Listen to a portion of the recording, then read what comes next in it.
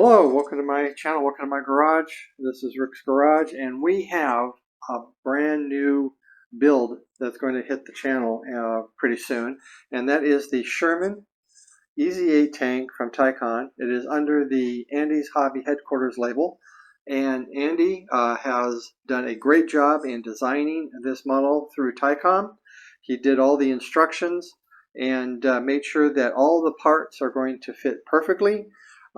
It's going to be very difficult for you to assemble this kit incorrectly because each part is designed to fit in a certain way on the model, so you can't put it in backward or upside down or anything unless you force it.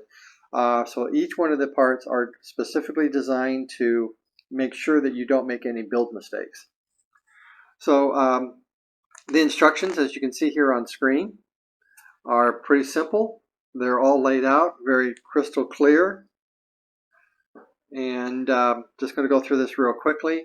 I am going to put a link in the descriptions below to Andy's website so you can order this and see what else he's got also on his website. He's got a ton of things that you can order for models and paints and supplies and so on. And also I will put a link in the descriptions on the video that he did on this.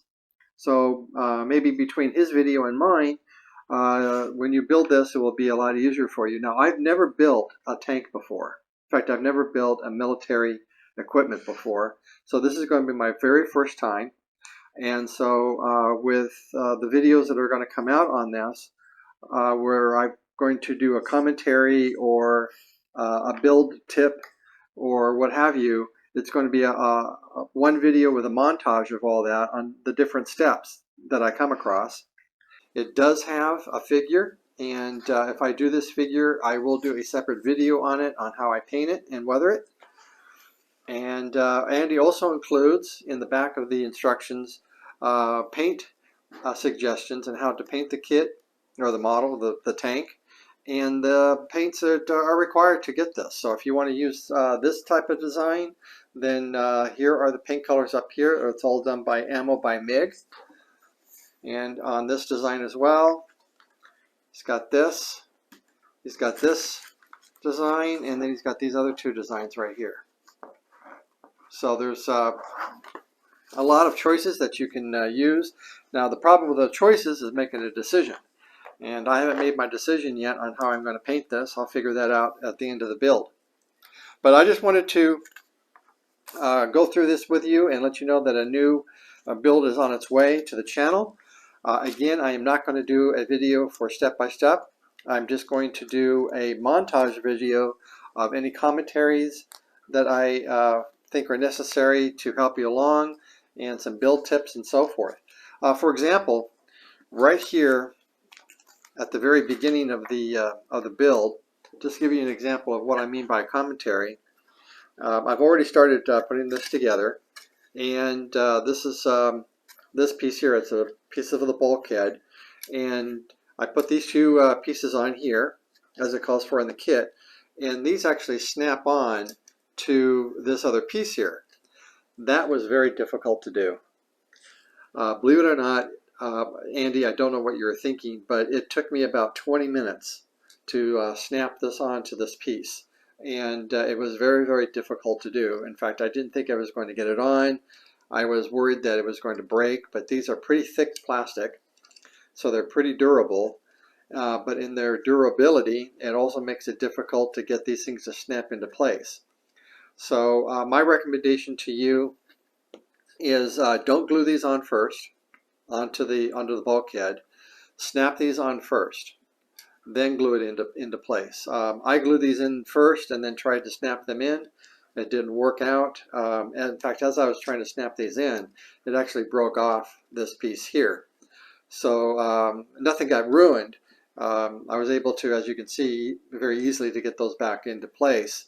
But these were very, very difficult. So again, my recommendation is to snap these in first, then glue them onto the bulkhead before you move on to the next piece.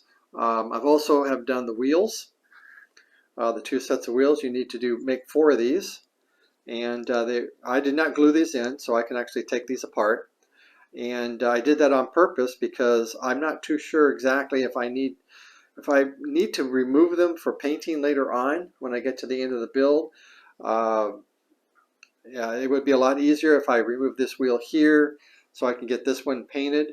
But being that when you're looking at the model and you're looking at it like this, you're really not going to see too much of this wheel here in the back. But yeah, I don't know.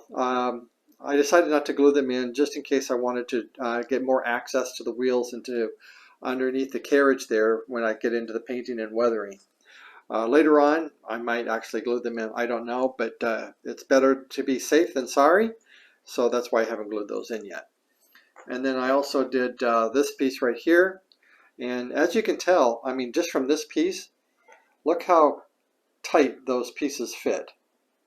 I mean, even this little handle grip bar right here fit nice and tight. Nice and tight in there. So this is really turned out to be a fun build, you know, except for this right here when it was really difficult to get those clips on. But hopefully I won't have any other problems like that in the build. But if I do, I will point them out. So anyway, that's it. I just wanted to let you know that there's a new build. It's the Sherman EZ8 tank from World War II under the Andy's Hobby Headquarters label. And again, I'll be putting links in the descriptions below so you can check out Andy's website as well as his video and his channel. So if you like this video, please give me a thumbs up. That really does help the channel. And if you haven't already subscribed, please remember to subscribe. Other than that, have a great day. And always have fun in your garage, your workshop, or wherever it is that you do your models. Until then, we'll see you later. Take care.